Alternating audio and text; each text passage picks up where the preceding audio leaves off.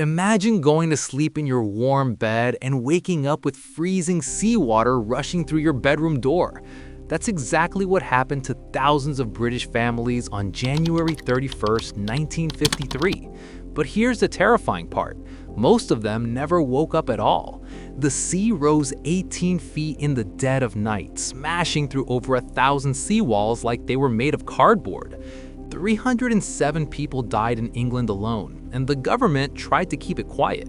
This isn't just another flood story. This is the deadliest natural disaster Britain faced in the entire 20th century, and most people today have never even heard of it. The evening of January 31st, 1953, started like any other winter night along Britain's east coast. Families were tucked into bed. The pubs had closed. In Canvey Island, a young mother named Betty checked on her 2 sleeping children before heading to bed herself. In Jaywick, fishermen secured their boats, expecting rough weather but nothing unusual. In King's Lynn, the Saturday night dance had just ended, and couples walked home under cloudy skies. Everything seemed normal. But out in the North Sea, something catastrophic was building. A massive low-pressure system had formed off Scotland, and it was moving south fast. The barometric pressure was dropping to levels rarely seen. At the same time, it was a spring tide when the moon and sun aligned to pull the sea higher than usual. 3 things were happening at once. Hurricane-force winds screaming across the North Sea, spring tides already pushing water levels up, and atmospheric pressure so low that the sea was being sucked upward. It's like nature decided to throw every weapon it had at the same time. The meteorologists at Kew Observatory in London knew a storm was coming. They tracked the pressure dropping. They saw the wind speeds climbing. But here's the problem. The science of storm surges wasn't properly understood in 1953. Nobody had connected the dots between these conditions and coastal flooding. There was no flood warning system, no emergency broadcast, no coordinated response plan. The east coast of Britain was about to be hit by a natural disaster, and almost nobody knew it was coming. By 10 o'clock that night, the winds were already reaching gale force. By 11, they were clocking speeds of 70 miles per hour. By midnight, some areas recorded winds of over 90 miles per hour, hurricane strength. The waves weren't just big. They were monstrous walls of water, some reaching 16 feet high, charging toward the coast. And still, most people slept peacefully in their beds. The first sea defenses to fail were along the Lincolnshire coast just after midnight. The seawall at Mablethorpe, which had stood since Victorian times, simply exploded under the pressure. Thousands of tons of water poured through the gap. Within minutes, the streets of Mablethorpe were rivers. Water rushed into ground floor homes so fast that families barely had time to react. People grabbed their children and ran upstairs. Some climbed onto roofs. Others broke through into their attics and smashed holes in the roof tiles, desperately trying to reach higher ground. The water kept rising. In Sutton-on-Sea, just down the coast, the seawall collapsed at multiple points. An entire row of seafront houses was washed away. 43 people died in Lincolnshire that night. Then, the surge moved south. At Hunston in Norfolk, the sea came over the promenade and flooded the town. At wells next to the sea, boats were lifted out of the harbor and deposited in the middle of streets. At Snettisham, whole families drowned in their homes. Now, here's something that makes this even more tragic. Some people did see the water coming and tried to warn their neighbors. They ran through the streets, banging on doors, shouting warnings. But in the howling wind and darkness, many couldn't hear. Others opened their doors, saw a worried neighbor, and assumed they were overreacting. By the time they realized the danger was real, it was too late. The speed of the flooding was the killer. In some places, the water rose from ankle deep to over people's heads in less than 15 minutes. There was no time to gather belongings, no time to make plans, just raw survival instinct. Get higher, get out, or drown. Great Yarmouth was hit hard. The sea breached the defenses and poured into the town center. Entire neighborhoods vanished underwater. People clung to furniture, to door frames, to anything that would float. The cold was unbearable. January seawater in the North Sea is around 4 degrees Celsius. Hypothermia sets in within minutes. By 2 in the morning, the surge had reached Suffolk. Lowestoft, Southwold, Aldburg, all flooded. Then it hit Essex, and that's where the death toll climbed highest. Let's talk about Canvey Island, because what happened there shows just how unprepared Britain was for this disaster. Canvey Island sits in the Thames estuary, a low-lying piece of land that's barely above sea level at the best of times. In 1953, about 11,000 people lived there. Most of them were working-class families who'd moved out from London after the war, looking for affordable housing by the sea. The homes were modest: bungalows, prefab houses, small cottages, nothing built to withstand a major flood. The island was protected by a seawall, but it was old. It had been patched up over the years but never properly upgraded. Local officials had raised concerns about its condition, but nothing had been done. At 1:30 in the morning, the seawall collapsed in multiple places along the eastern side of the island. Water poured through the gaps like someone had opened the floodgate. Within 20 minutes, 2/3 of Canvey Island was underwater. Most people were asleep. The first warning many families had was the sound of rushing water or the feeling of cold seeping into their beds. By the time they woke up fully, the water was already waist deep inside their homes. The electricity went out almost immediately, plunging everything into darkness. No lights, no heating, no way to call for help. Remember, this was 1953, long before mobile phones. Some homes didn't even have telephones at all. Families made desperate decisions in those first minutes. Do we try to evacuate into the flood? Do we go upstairs and hope the water stops rising? Do we break through to the attic? Many who tried to evacuate drowned. The current was too strong, the water too cold. Children were swept from their parents' arms. Elderly residents couldn't move fast enough. One survivor later described hearing screaming from a neighboring house, then silence. When rescuers arrived the next day, they found an entire family drowned in their living room. The Newlands family, a mother, father, and 4 children, all died together when their bungalow was completely submerged. The King's family lost 5 members. The list goes on. 58 people died on Canvey Island that night. 58 people in a single community, many of them children. But here's where ordinary people became heroes. As soon as the scale of the disaster became clear, those who'd reached safety didn't just stay there. Men waded back into chest-deep freezing water to search for survivors. A local shopkeeper named Frederick Moore spent hours breaking into flooded homes, pulling people out. He saved at least 12 lives that night. The local Sea Scouts, teenagers really, launched boats and rode through flooded streets, calling out for survivors. They worked through the night, their hands frozen to the oars, refusing to stop. By dawn, the water had started to recede, leaving behind a scene of total devastation. Furniture floated in the streets, cars were overturned, bodies lay where the water had left them, and the smell? Sewage, salt water, and death. If Canvey Island was bad, Jaywick was worse. Jaywick was a small seaside community in Essex, built in the 1930s as a holiday resort for working-class Londoners. Rows of wooden chalets lined the seafront, painted in bright colors, designed for summer weekends, not permanent living. But after World War II, with housing scarce and people desperate, many of these flimsy holiday homes became permanent residences. The chalets were built right next to the beach, barely above sea level.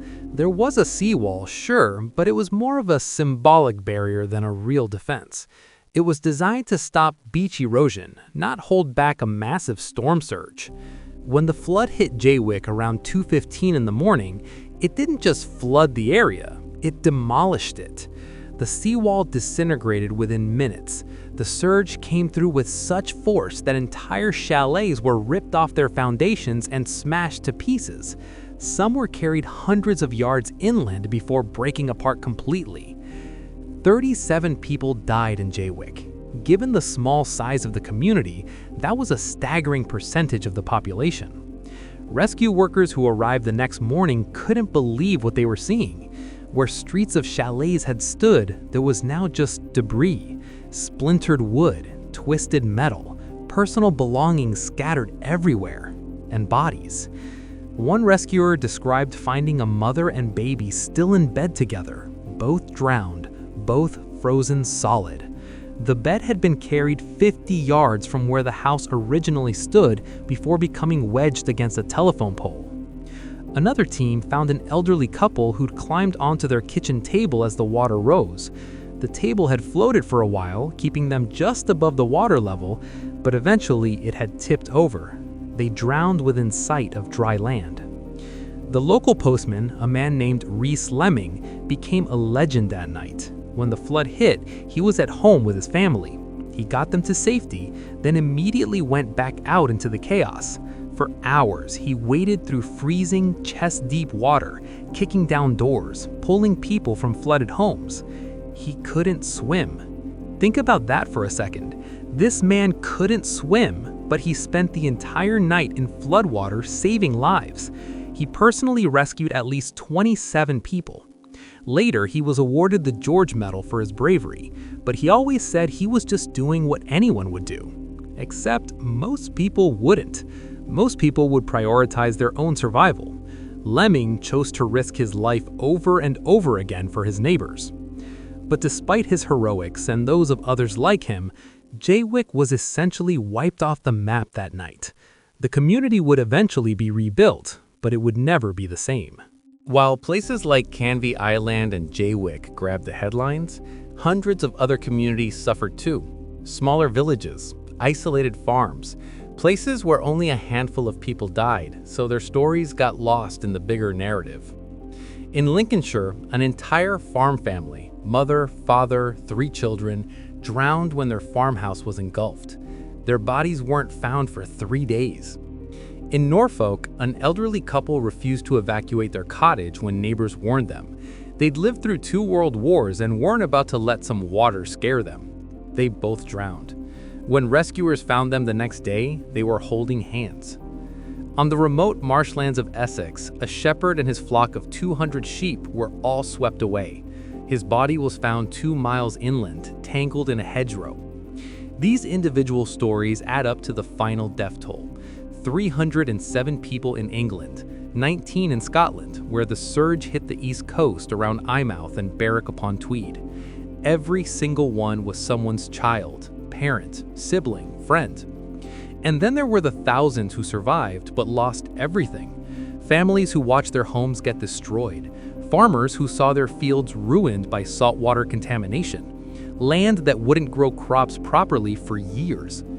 Think about the economic impact for a second. In 1953, most working-class families didn't have home insurance. If your house was destroyed, you were simply homeless.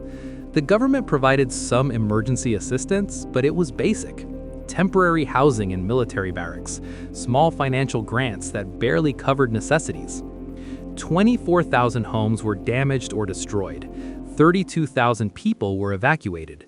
The repair bill ran into tens of millions of pounds, billions in today's money. Infrastructure was wrecked too. Roads washed away, railway lines undermined and twisted, power lines down across vast areas, telephone systems destroyed. Some communities were cut off for days, with no way to communicate with the outside world. The agricultural damage was catastrophic.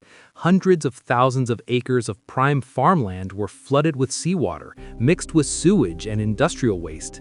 Cattle, sheep, pigs, chickens, livestock drowned by the thousands.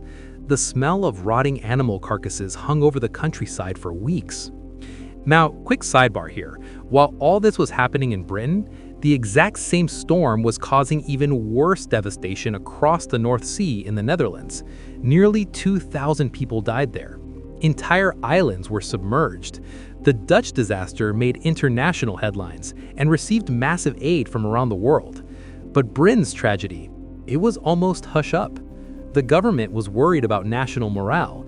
The country was still recovering from World War II, still rebuilding bombed cities, still under rationing for some goods. The last thing Prime Minister Winston Churchill's government wanted was to broadcast that Britain had just suffered its worst natural disaster in a century. So the full scale of the disaster wasn't immediately made public. Early reports downplayed the death toll. Newspapers were encouraged to focus on heroic stories rather than the failures that allowed it to happen. Isn't that wild? Anyway, back to the aftermath. As dawn broke on February 1st, the true scale of the disaster became clear. The water had started to recede in most places, leaving behind scenes of utter devastation. The military mobilized immediately. The Royal Air Force launched helicopters from bases across eastern England. Fixed-wing aircraft were sent up to survey the damage and spot survivors. The Royal Navy dispatched ships and landing craft. The Army brought amphibious vehicles and deployed thousands of troops. But in those first crucial hours, it was ordinary people who made the difference. Local fishermen grabbed whatever boats they could find and headed into the floodwaters. Farmers used tractors to pull people from collapsed buildings. Shopkeepers opened their stores to provide free food and clothing to survivors. One RAF helicopter pilot, Flying Officer Brunt, flew for 16 hours straight, making over 100 trips to rescue people from rooftops and attics. He only stopped when his helicopter literally ran out of fuel and he had no choice but to land. He later said he could still hear the screams of people he couldn't reach in time. The RNLI launched lifeboats all along the coast, but many found their usual routes blocked by debris. They had to navigate through streets that had become rivers, dodging floating cars and collapsed buildings. Volunteers poured in from across the country. Within days, thousands of people had arrived in the affected areas to help with the cleanup and recovery. The Women's Voluntary Service set up emergency feeding stations. The Red Cross established first aid posts. Churches became refugee centers. Queen Elizabeth, who had only been on the throne for a year, toured the devastated areas. She was photographed meeting survivors, inspecting the damage, and she made a personal donation to the relief fund. Her visit did a lot to boost morale in the affected communities. Donations came in from around the world. The United States sent supplies and money. Canada, Australia, New Zealand all contributed. Even some of the poorest countries in the world sent what they could, because the images of the destruction had shocked everyone. But recovering the bodies was grim work. Many had been swept miles from their homes. Some were found in fields, tangled in fences. Others were in the sea, washed out with the receding tide. A few were never found at all. Identifying the dead was heartbreaking. Families had to walk through makeshift mortuaries, looking at body after body, searching for their loved ones. Remember, this was before DNA testing. Identification was done by physical appearance, clothing, and personal effects. The mass funerals that followed were some of the saddest days in these communities' histories.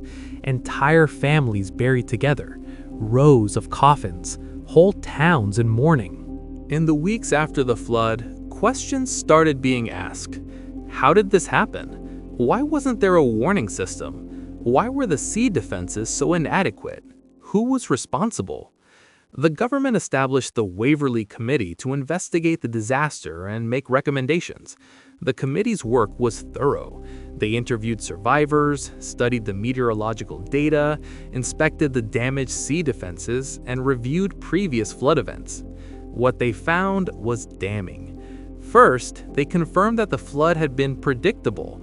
The meteorological conditions that caused it were observable in advance. The problem was that nobody had connected those conditions to the risk of coastal flooding. The science existed, but the systems to apply it didn't. Second, they found that the sea defenses along the east coast were woefully inadequate.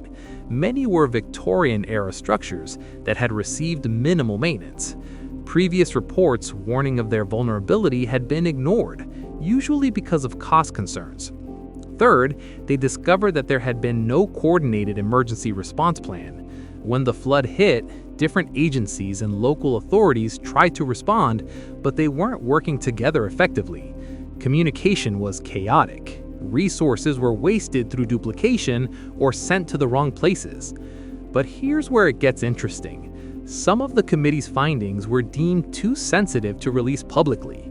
There were concerns that admitting the full extent of government failure would damage confidence in the authorities and potentially affect upcoming elections. So while the published report was comprehensive, certain details were omitted or downplayed. The full extent of the warnings that had been ignored wasn't made public. The political decisions that had delayed investment in sea defenses weren't fully explored. It took decades before researchers gained access to the full archive of documents and realized just how much had been known beforehand and ignored. But credit where it's due, the response to the disaster's recommendations was comprehensive and lasting. First, they created a proper storm surge warning system. The Storm Tide Warning Service was established, linking meteorological data with tidal predictions. Coastal weather stations were upgraded. Communication networks were built so that warnings could be broadcast immediately through radio, police stations, and coastal communities. From 1953 onward, if dangerous conditions were detected, people would know. No more going to sleep with no idea a killer wave was approaching. Second, they launched the biggest coastal defense upgrade in British history. Seawalls were rebuilt higher and stronger. Modern engineering techniques were used instead of Victorian-era construction methods. Building regulations for coastal areas were completely overhauled. No more flimsy holiday chalets built at sea level in flood zones. Hundreds of millions of pounds were invested. It took years, but gradually, the entire East Coast was fortified. Third, and this is the big one, they started planning for the Thames Barrier. The idea was simple but massive. Built a movable barrier across the Thames that could be raised when a surge threatened London. If 1953 had happened at a different point in the tide cycle, central London could have flooded. Buckingham Palace, Parliament, the financial district, all underwater. The government decided that was an unacceptable risk. Planning for the Thames Barrier began in the 1960s. Construction started in 1974. It finally opened in 1982, nearly 30 years after the disaster that inspired it. The cost was enormous, over £500 million at the time. But it works. Since opening, the Thames Barrier has been raised over 200 times to protect London from flooding. It's estimated to have prevented billions of pounds in damage. The 1953 flood fundamentally changed how Britain thinks about coastal defense. It shifted flooding from something that occasionally happens to a serious national security issue requiring constant investment and monitoring. Other changes followed too. Better emergency planning, improved building codes, greater awareness among the public about flood risks, the creation of flood wardens in at-risk communities, local volunteers trained to help coordinate evacuations if needed. Today, Britain has one of the most sophisticated coastal defense and flood warning systems in the world. It's not perfect, but it's a million times better than what existed in 1953. The survivors of 1953 are almost all gone now. The youngest people who remember that night are in their 70s. Their children grew up hearing the stories, but for most young people in Britain today, the Great Flood is just something in history books, if it's mentioned at all. But the sea remembers. Sea levels are rising because of climate change. Storms are becoming more intense. The very defenses built after 1953 are now being tested in ways the engineers who designed them never imagined. Some scientists warn that we're due for another 1953 level event within our lifetimes. The conditions that created that disaster, extreme low pressure, spring tides, hurricane-force winds, will happen again. It's not a question of if, but when. And this time, millions more people live in coastal areas. The Thames Barrier, magnificent as it is, was designed based on predictions that are now considered conservative. Climate change is happening faster than anyone expected in the 1970s when it was being built. On quiet winter nights along the East Coast, you can almost hear the water testing the walls, waiting for the next moment when the wind, the tide, and the pressure align perfectly, just like they did that terrible night in January.